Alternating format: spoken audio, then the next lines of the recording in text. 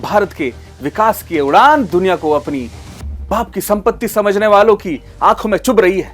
वो जानते हैं कि उनकी तानाशाही, उनकी दादागिरी और उनकी मोनोपोली का भारत विकल्प बन चुका है। भारत की इकोनॉमी रिफॉर्म्स को लेकर उसकी आत्मनिर्भरता वाली सोच, उसकी डिफेंस सैन्य क्षमता से लेकर बड़ा होता ग्लोबल मार्केट दुनिया को चौकाचौंध कर रहा है। रोडे अटकाए जा रहा है, क्रेडिट वाली ब्लैकमेलिंग की जा रही है और अब ट्रंप का tariff bomb make in India versus make in America के बीच का एक दोगला षड्यंत्र है। कभी 10% तो कभी 25%। ट्रंप का रेसिप्रोकल ट्रेड टैरिफ का यह फॉर्मूला इसी षड्यंत्र का हिस्सा है। अंतरराष्ट्रीय बिरादरी में भारत के बढ़ते कद को ट्रंप अमेरिका की मोनोपोली के लिए खतरा मान बैठा है। रूस से भारत की दोस्ती उन्हें अखर रही है, देखी नहीं जा रही है। वो जानते हैं कि रूस, चाइना और भारत का विरोध अमेरिकी तानाशाही को सीधी चुनौती है। ट्रंप की अमेरिका फर्स्ट वाली फैंटेसी की थ्योरी दुनिया की उभरती शक्तियों के लिए आर्थिक नाकाबंदी बनती जा रही है। लेकिन ब्रिक्स और एससीओ जैसे मंचों पर भारत की बढ़ती ताकतें ट्रंप को चुभ रही है। उनकी डॉलर वाली मोनोपोली टूटने का डर भी उन्हें सता रहा है। तेल के खेल में ट्रंप का दोगलापन अब सतह पर दिखाई देने लगा है। लेकिन भारत ने साफ साफ कह दिया है कि भारत अपने हितों के लिए कोई भी फैसला लेने के लिए स्वतंत्र है, इंडिपेंडेंट। ऐसे में आने वाली चुनौतियां क्या होगी और भारत की रणनीति किस दिशा में जाएगी, सब कुछ विस्तार से आज आपको जागो में बताने वाले हैं। तो चलिए शुरू करते हैं जागो।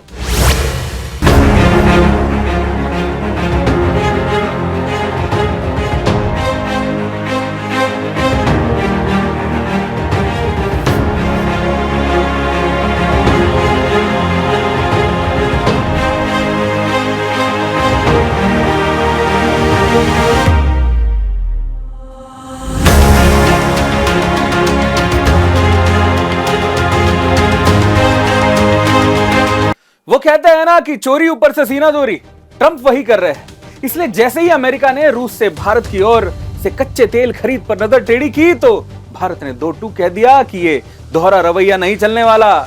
जो देश रूस के साथ व्यापार करने के लिए हमारी आलोचना कर रहे हैं वो स्वयं रूस से ही व्यापार कर रहे हैं, जबकि हमारे जैसे ऐसा करने उनके लिए मजबूरी भी नहीं है।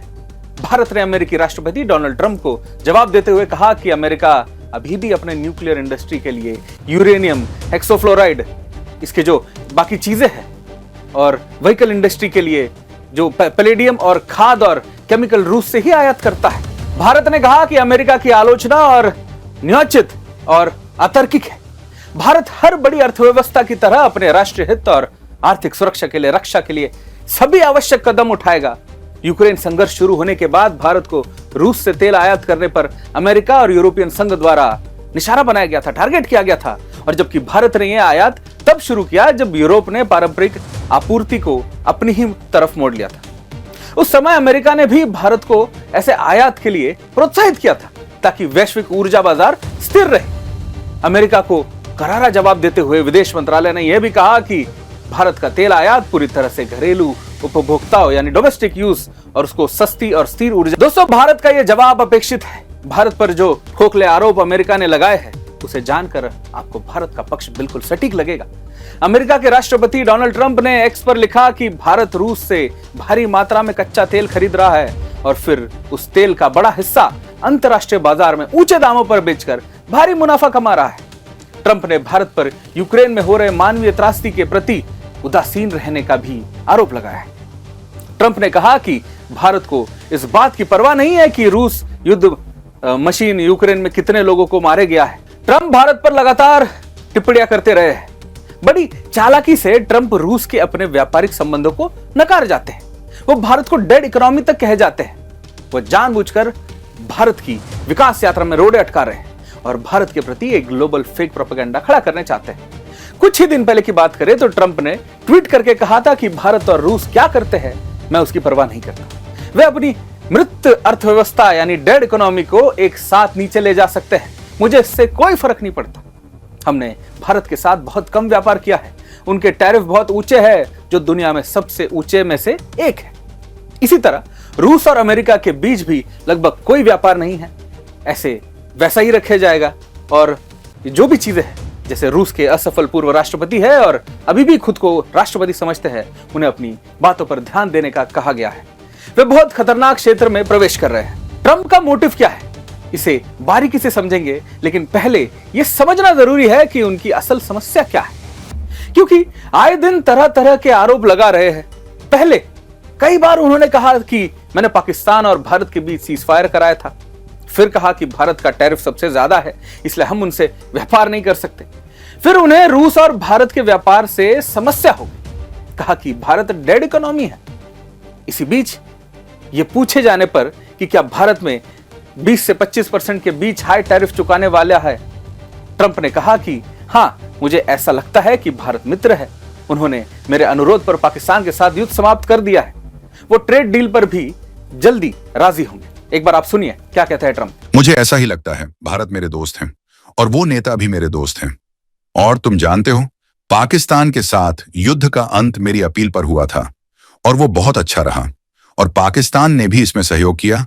हम लोगों ने कई बेहतरीन समझौते किए, जिनमें हाल ही का कंबोडिया वाला भी शामिल है। वो भी एक शानदार समझौता था। मेरा मानना है कि अब वो लगभग पूरा हो चुका है। क्या मैंने उस मामले में अच्छा काम किया? मैंने करीब 5 अलग अलग युद्धों में अच्छा काम किया है। क्या मुझे इसका श्रेय मिलेगा? नहीं मिलेगा। भारत के साथ जो डील है वो अभी फाइनल नहीं हुई है, तो अब आप किस रेट की उम्मीद कर रहे हैं? देखिए, भारत एक अच्छा मित्र रहा है, लेकिन भारत ने अब तक लगभग हर देश से ज्यादा टैरिफ वसूले हैं। ये बात आप जानते हैं पिछले कई सालों से। लेकिन अब मैं जिम्मेदारी संभाल रहा हूं और अब आप ऐसा नहीं कर सकते। मुझे लगता है कि व्यापारिक समझौते अब बहुत अच्छे तरीके से आगे बढ़ रहे हैं। उम्मीद है कि सभी के लिए, लेकिन अमेरिका के लिए तो ये निश्चित रूप से बहुत अच्छे हैं। खुद को दुनिया का सरपंच समझने वाले ट्रंप को विदेश मंत्री एस जयशंकर का मुंहतोड़ जवाब दिया गया है। साफ कहा है कि कुछ लोग और कुछ देशों की दादागिरी नहीं चलने वाली है, अब दबदबे वाली व्यवस्था नहीं चल सकती, सामूहिक निष्पक्ष विश्व व्यवस्था हो रही है और दुनिया में सबको भागीदारी होनी चाहिए। रूस से ऑयल की खरीदारी चालू रहेगी। ये नया भारत है, ये दुनिया को झुकाने की ताकत रखता है। सुनिए। हम सभी की सामूहिक इच्छा एक निष्पक्ष और प्रतिनिधित्वपूर्ण वैश्विक व्यवस्था देखने की है, ऐसी व्यवस्था नहीं जो कुछ चुनिंदा देशों के वर्चस्व में हो। इस आकांक्षा को अक्सर राजनीतिक या आर्थिक संतुलन के रूप में प्रस्तुत किया जाता है, लेकिन मैं आपसे यह कहना चाहता हूं, समाजों के लिए सम्मान प्राप्त करना और गरिमा सुनिश्चित करना सांस्कृतिक संकल्प के माध्यम से भी संभव है, बल्कि विशेष रूप से सांस्कृतिक संकल्प के माध्यम से ही संभव है। इस संदर्भ में परंपराएं विशेष महत्व रखती हैं, क्योंकि अंततः वही हमारी पहचान को परिभाषित करती हैं। यदि हमें अपने भविष्य का निर्माण आत्मविश्वास के साथ करना है, तो सबसे पहले यह सुनिश्चित करना होगा कि हम वास्तव में हैं कौन। ट्रंप चाहते हैं कि दुनिया की उभरती अर्थव्यवस्थाएं उन हाथों की कठपुतली बनकर रह जानी चाहिए। ग्लोबल मार्केट उनके इशारों पर चले। कौन किससे ट्रेड कर रहा है, कैसे कर रहा है और कितना कर रहा है, यह अमेरिका तय करे। यह तो सीधी सीधी दादागिरी नहीं हुई तो क्या हुई? यही तो करना चाहता है अमेरिका। दशकों से वो दुनिया का गुलाम बनाना चाहता है और आज भी यही चाहता है, लेकिन वो ये नहीं स्वीकार कर पा रहा है कि आज का भारत दबाव में बिखरता नहीं है और निखरता है, बल्कि आज भारत दुनिया की सबसे तेज बढ़ती हुई अर्थव्यवस्था है। अपने खेल के नियम हम खुद बनाते हैं और ऐसे में अमेरिकी फैंटेसी उसी के गले का फंदा बनकर रह सकती है। ट्रंप को यह समझना होगा अब कि पूरा मामला है क्या। विस्तार से एक बार आप ये रिपोर्ट देखिए।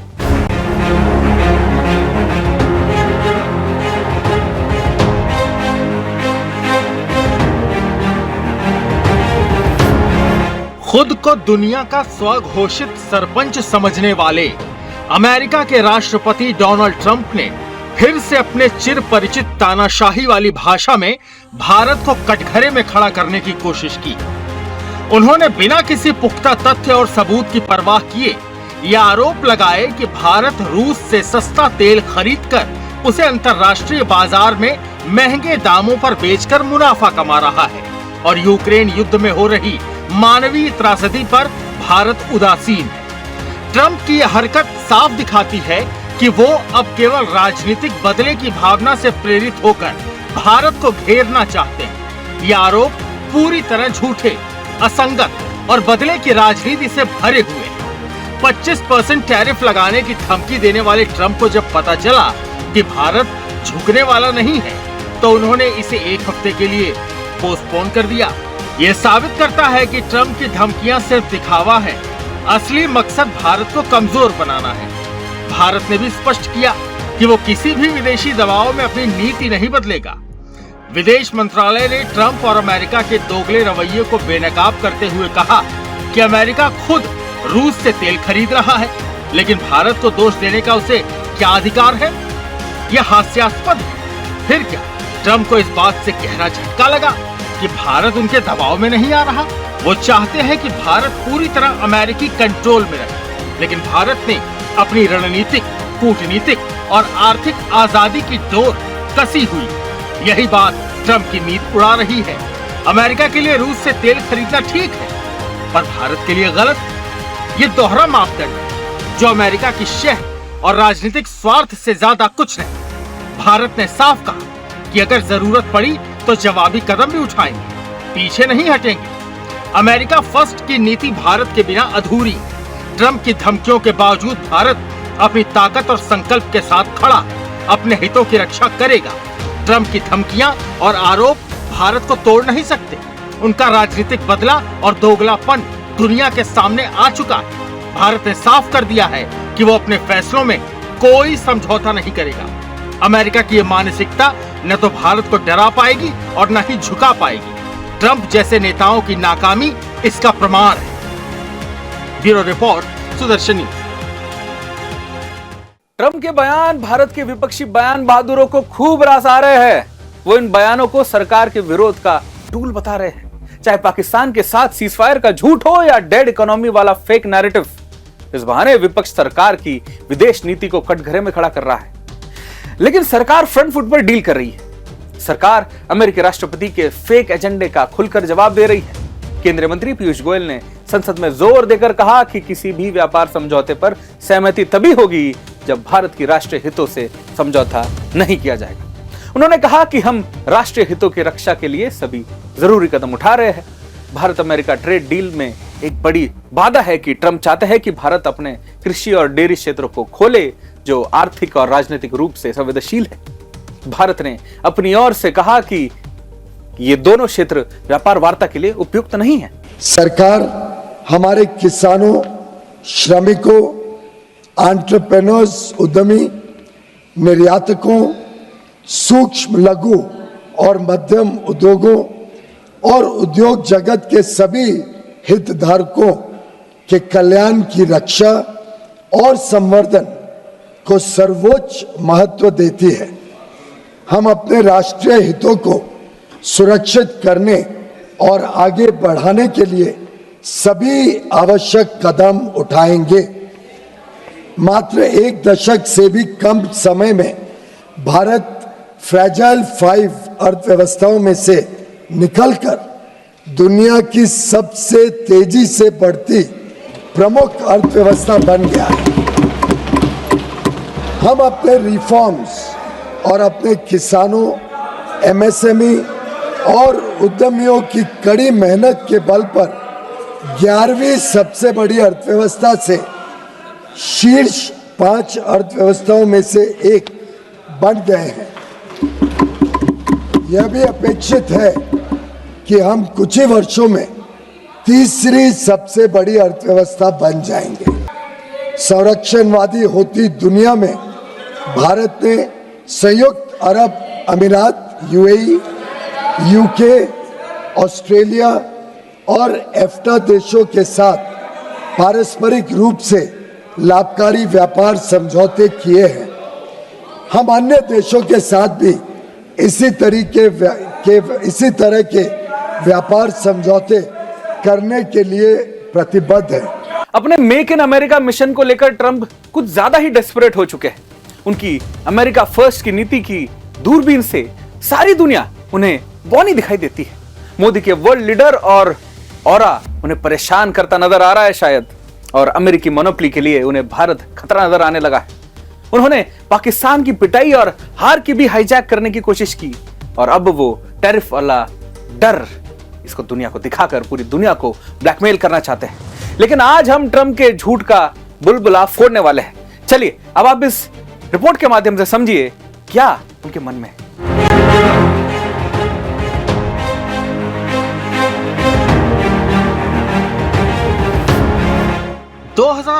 में अमेरिका ने रूस से 2.1 बिलियन का आयात किया, यानी कि 23% की वृद्धि। इनमें पैलेडियम, यूरेनियम और फर्टिलाइजर प्रमुख रहे। 2021 में जब यूक्रेन जंग शुरू नहीं हुई तो दोनों देशों के बीच बम्पर द्विपक्षीय व्यापार हुआ करता था। 2021 में अमेरिका ने रूस को $6,388.2 मिलियन कीमत का सामान निर्यात किया, जबकि रूस से अमेरिका का आयात बम्पर रहा। अमेरिका ने 2021 में $296.3 मिलियन का भारी भरकम आयात अमेरिका से किया। यानी ट्रंप खुद तो भारत पर ऊंचे टैरिफ का आरोप लगाते हैं, लेकिन रूस से ज्यादा आयात बंद नहीं करते। अब आपको बताते हैं कि यूरोपियन यूनियन का रूस से व्यापार का ग्राफ कैसा रहा।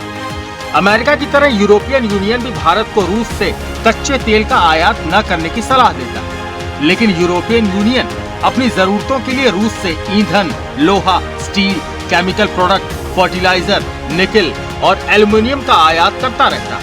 2021 में यूरोपियन यूनियन और रूस के बीच कुल व्यापार 257.5 अरब यूरो का था। 2024 तक ये गिरकर लगभग 67.5 अरब यूरो रह गया, यानी व्यापार में भारी गिरावट आई। 2024 में ईयू ने रूस से 35.9 अरब यूरो का आयात किया। भारतीय रुपए में ये रकम 3,617 करोड़ रुपए से ज्यादा होती है। यूरोपियन यूनियन ने 2024 में 22.3 अरब यूरो के ईंधन रूस से आयात किए।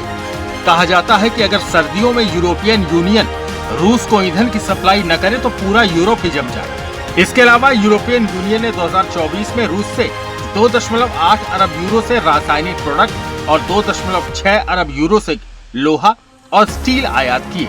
रूस से यूरोपियन यूनियन के आयात में फर्टिलाइजर, निकल और एल्युमिनियम प्रमुख है। वर्तमान समय में भारत रूस व्यापार के आधार में बहुत बड़ा बदलाव हुआ है। पहले जो व्यापार हथियारों पर आधारित था, अब बदलकर तेल पर आ गया है। हालांकि भारत के रक्षा आयात का 1/3 हिस्सा भी रूस से आता है। तो आइए समझते हैं कि भारत और रूस के बीच क्या व्यापारिक संबंध है। देखिए, दोनों देशों के बीच कुल व्यापार 2015 और 2024 के बीच अगर हम इन 9 सालों की बात करें, लगभग 12 गुना बड़ा है, जो 2015 के 6.1 अरब डॉलर से बढ़कर 2024 में 72 अरब डॉलर का हो गया है। 2015 और 2024 के बीच रूस को भारत का निर्यात 3 गुना बढ़कर 4.8 अरब डॉलर हो गया है, जबकि आयात 15 गुना बढ़कर 67.2 अरब डॉलर हो गया है। इस उछाल का एक बड़ा हिस्सा भारत की ऊर्जा खरीद को जाना जाता है, जिसमें अकेले तेल आयात लगभग 500 गुना बढ़कर 2024 में 55 अरब डॉलर तक पहुंच गया है। रूस से भारत के कुल आयात में अब तेल का हिस्सा 83% है, जो 2015 में केवल 2.5% था। तो यह बहुत बड़ा उछाल हमें इसमें देखने को मिला है। समझ रहे हैं ना आप, अमेरिका किस तरह का झूठ फैला रहा है। उसे लगता है कि उसका झूठ दुनिया को पता नहीं चलेगा, लेकिन हमने पूरे सबूतों और आंकड़ों के साथ सच को बेनकाब किया है। ट्रंप जो आर्थिक मोर्चे पर डर दिखा रहे थे, उसका क्या इंपैक्ट पड़ सकता है, हम इन तमाम कयासों पर जाने माने अर्थशास्त्री आकाश जिंदल से इसके बारे में बात करते हैं। उन्होंने क्या बताया था, एक बार देखते हैं। टैरिफ को लेके यूएस की तरफ से बहुत अनाउंसमेंट की गई, लेकिन एक चीज आप देखेंगे, अनाउंसमेंट बहुत की गई है, उसमें से इंप्लीमेंट बहुत कम टैरिफ हुए। आज टैरिफ की वजह से कोई अगर परेशान है तो यूएस खुद। और ये बात आकाश जिंदल या आकाशजिंदल.in नहीं कह रही, यूएस का अपना डेटा कह रही। सबसे पहले अमेरिका में अनएम्प्लॉयमेंट बढ़ गई है। जुलाई में जो जॉबलेस रिपोर्ट आई है वो बताती है कि अनएम्प्लॉयमेंट बहुत बड़ी हुई है वहां पे। जीडीपी ग्रोथ को लेकर सवाल खड़े हो गए हैं और इन्फ्लेशन यानी महंगाई बढ़ी हुई है, क्योंकि टैरिफ लगाएंगे तो क्या होगा, उनके अपने नागरिकों के लिए चीजें महंगी हो जाएंगी। तो आज अमेरिका जो ग्लोबल इकोनॉमी का लीडर था, वो टैरिफ के चक्कर में खुद एक नेगेटिविटी के साइकिल में धंसा हुआ है। जहां तक हिंदुस्तान की बात करें, हिंदुस्तान एक डोमेस्टिक डिमांड ड्रिवन इकोनॉमी है। हम चाइना की तरह नहीं है कि एक्सपोर्ट्स के ऊपर डिपेंडेंट हो, तो इसलिए हमें टैरिफ से कुछ फर्क पड़ता है, बट पूरी तरह हम एक्सपोर्ट पे डिपेंडेंट नहीं है। तो इसलिए हमारे लिए टैरिफ उतने ज़्यादा मायने नहीं रखते। मानता हूँ कुछ नुकसान हमारा होगा, अगर टैरिफ 7 अगस्त से लग जाते हैं तो कुछ ग्रोथ का नुकसान, कुछ नौकरियों का नुकसान हो सकता है। बट मेरे हिसाब से आने वाले समय में इंडो यूएस ट्रेड डील होने की काफी संभावना है। तेल तो बहाना है, भारत की आर्थिक उड़ान निशाना है। ट्रंप जानबूझकर भारत के मित्र देशों को ट्रेड टैरिफ के नाम पर धमका रहे हैं। भारत से व्यापार करोगे तो अमेरिका से रिश्ता खराब होगा। ट्रंप के इस कूटनीतिक स्वांग में इसके मायने क्या है? हमने विदेश मामलों के जानकार सिद्धार्थ देव जी से इस विषय पर सवाल पूछे। उन्होंने क्या बताया, एक बार सुनते हैं। अमेरिका जो है डिफेंस की जो प्रोडक्ट्स हैं उसका सबसे बड़ा वो एक एक्सपोर्टर रहा है। और जब F-35 को भी हमने मना कर दिया कि हम उसको नहीं लेंगे क्योंकि वो महंगा भी, और हमने देखा तिरुवनंतपुरम में पड़ा था इतने दिनों से, तो उसकी क्या हालत है। तो कहीं ना कहीं पे भारतीय एस्टैब्लिशमेंट है वो रशियन एयरक्राफ्ट की तरफ जा रहा है। रशियन सॉफ्टवेयर और रशियन जो डिफेंस हार्डवेयर और सॉफ्टवेयर का जो मेल है वो भी भारत के लिए सटीक बैठता है। ब्रह्मोस मिसाइल के साथ भी वो इंटीग्रेट हो सकता है। बहरहाल कुल मिला के ऑपरेशन सिंदूर के बाद का जो समय है जिसमें यह देखा गया कि अब भारत न सिर्फ आत्मनिर्भर अभी तो एक ऐसा देश बन के उभर रहा है जो विदेश में अन्य कंट्रीज को भी एक सस्ता डिफेंस का जो हार्डवेयर है वो सप्लाई कर सकेगा। इससे अमेरिका की नींद जो है वो अमेरिका ऑलमोस्ट एक बौखला गया है कि जिस तरह से भारत का उदय हुआ है, न सिर्फ एक आर्थिक महाशक्ति किंतु जो एक नेतृत्व मिला है, और इस नेतृत्व ने दिखाया कि अब ये देश जो है जिसके पास डेमोग्राफिक डिविडेंड है, जिसके पास डेमोक्रेटिक नेतृत्व है और जिसके पास एक ऐसी इच्छा शक्ति है कि वो एक भविष्य में वो अमेरिका के लिए भी एक चुनौती बन सकता है। ट्रंप के इंटरफेरेंस से भारत की सियासी हलकों में माहौल गरमाया हुआ है। एक तरफ सरकार कह रही है कि हम किसी दबाव में आने वाले नहीं हैं, तो दूसरी तरफ विपक्ष की सरकार की विदेश नीति को कोस रहा है। आप खुद सुनिए कांग्रेस के वरिष्ठ नेताओं की इस पर क्या राय है। हाउडी मोदी कराया, नमस्ते ट्रंप कराया, अगली बार अब की बार ट्रंप सरकार कराया, फोटो ऑप हुई, व्हाइट हाउस चले गए। हमारे विदेश मंत्री फर्स्ट रो में बैठे हुए थे जब राष्ट्रपति ट्रंप शपथ ग्रहण हो रहा, वो व्हाइट हाउस में जब रिसेप्शन हुआ, ये सब दावे किए गए। विशेष रिश्ता है, प्रधानमंत्री का विशेष रिश्ता है राष्ट्रपति ट्रंप के साथ, पुराने मित्र है, my friend Donald, my friend Narendra Modi, ये सब दावे किए जाते थे ना। और उसका नतीजा देखिए, धमकियां दी जा रही हैं, 25% से ऊपर टैरिफ लगाया जा रहा है। हमें धमकी दी जा रही है कि रूस से आप तेल मत खरीदिए। ये दोस्ती बहुत कीमती निकली ना, प्रधानमंत्री को जवाब देना चाहिए। जिस तरह के अल्फाज अमेरिकी राष्ट्रपति डोनाल्ड ट्रंप इस्तेमाल कर रहे हैं, वो हर भारतीय के सेल्फ रिस्पेक्ट के ऊपर, उसकी जो अपने देश के ऊपर मान है उसके ऊपर आघात है। और हम ये उम्मीद करते हैं कि सरकार ऐसी शब्दावली के खिलाफ और ऐसी धमकियों के खिलाफ सीधा खड़ा रहेगी। ट्रंप भारत को बार बार धमकी दे रहा है। अब तक 35 बार ट्रंप ने भारत को धमकी दी 2 महीने में। यह अपने आप में एक विश्व विक्रम है।